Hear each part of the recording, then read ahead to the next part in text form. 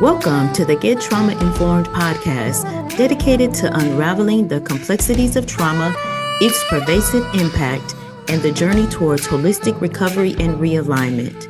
If your radiance has ever felt muted, like I and thousands of others, you're in the right place to reignite your inner light.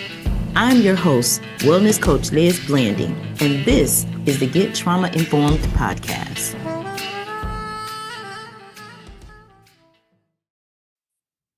Hi, on today's mini trauma recovery talk, we're going to talk about a very, very challenging subject, but it's one that needs addressing. We are going to talk about finding purpose through trauma recovery, a paradigm shift in suicide prevention.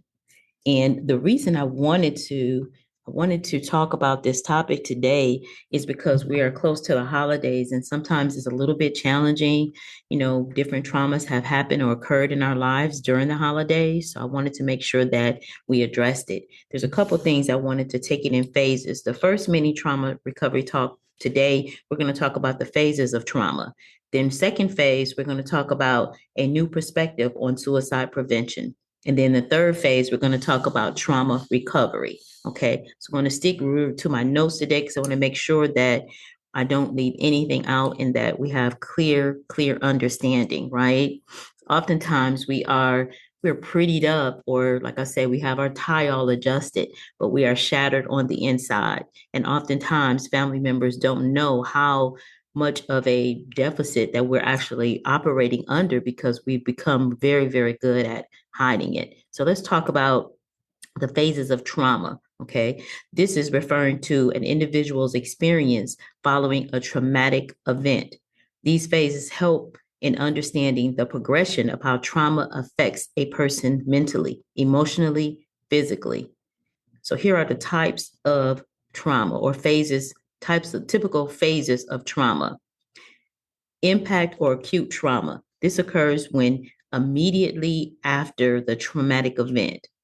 Individuals may experience shock, denial, confusion, and a heightened emotional reaction such as anxiety, fear, or anger and numbness. Physical symptoms like racing of the heart, sweating, or hypervigilance may also be present. Number 2, crisis or reaction phase. And individuals may start processing what happened and often experience intense emotion or psychological responses. Feelings of hopelessness, helplessness, fear, vulnerability may intensify, leading to anxiety, depression, or even dissociation. Sleep disturbances, flashbacks, and intrusive thoughts are common during this phase. Okay. Number 3, withdrawal or avoidance. And we know that becomes where we isolate ourselves. During this phase, people may avoid reminders of the trauma or suppress their emotions as a way of coping, a coping mechanism. There may be withdrawals from social connections or activities resulting in isolation or numbing. Some may engage in unhealthy coping mechanisms such as substance abuse, sexing, and I say sexing because it's like, unhealthy habits in sex, gaming, anything that's going to anesthetize the pain, okay? And it's not dealing with it, it's actually avoiding it. Acknowledgement or processing phase. Individuals become consciously acknowledge the trauma and its effects on their lives, right? This phase often involves seeking support through therapy, recovery programs, or trauma-informed care and coaching, such as the programs that we offer at Oasis Wellness, ctrs.com, right? A multitude of programs that can help and different types of resources that can also aid in this phase. Emotional processing, such as addressing feelings of grief, anger, guilt, sometimes happens in this phase. Number 5, integration or rebuilding phase. Individuals start integrating their trauma into their broader life's narrative, recognizing it as a part of their experience, but not their identity. This is when we're talking about turning it around in a healthy paradigm shift.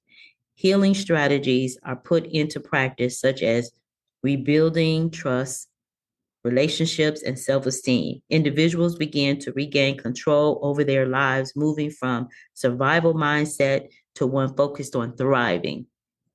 Reconnection and resolution phase.